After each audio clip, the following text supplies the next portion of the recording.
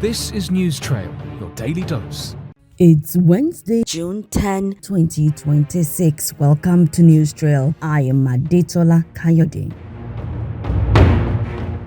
President Bola Tinubu has approved an emergency funding to the tune of 10 billion naira to strengthen Nigeria's preparedness against the possible Ebola outbreak following renewed cases reported in some parts of Africa. The intervention is aimed at reinforcing national health security systems, improving rapid response capacity, and strengthening the operational preparedness of the National Center for Disease Control and Prevention. As part of the response, Tinubu also approved the establishment of a presidential task force on Ebola virus disease preparedness and emerging public health threats. The task force will be chaired by the Chief of Staff to the President, Femi Gbajabiamila, and will include relevant federal agencies and state representatives. The task force has been mandated to coordinate with security, aviation, and diplomatic agencies to regulate flights from affected regions and designate specific terminals for high-risk arrivals to strengthen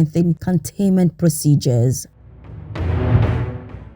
The House of Representatives has summoned the Minister of Defense, Christopher Musa, Service Chiefs, the Inspector General of Police, Tunji Disu, and the Director General of the State Security Service, Adeola Ajayi, to appear before it and outline details of funds released to the security agencies in the last 6 months. Others invited include the Minister of Finance, Taiwo Oyedele, and the Director General of the National Intelligence Agency, Mohammed. The Green Chamber also asked that President Bola Tinubu directs the recruitment of forest guards in all the states experiencing any form of insecurity, as he did in Oyo State. The resolutions came amidst rising insecurity in several parts of the country.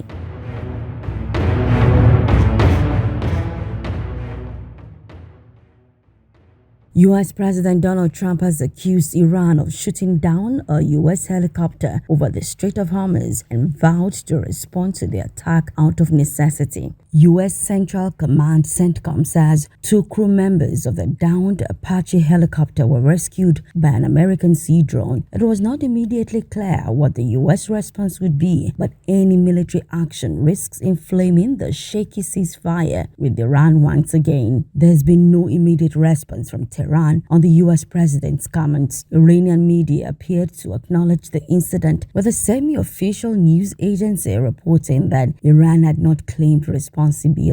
The prospect of U.S. military action against Iran has emerged as Israeli forces carried out strikes across southern Lebanon on Tuesday. And that's it on News Trail for today. Many thanks for connecting. Please do not forget to like, comment, share, and subscribe to our YouTube channel, News Trail. And always remember, the best preparation for tomorrow is doing your best today. Have a fantastic one.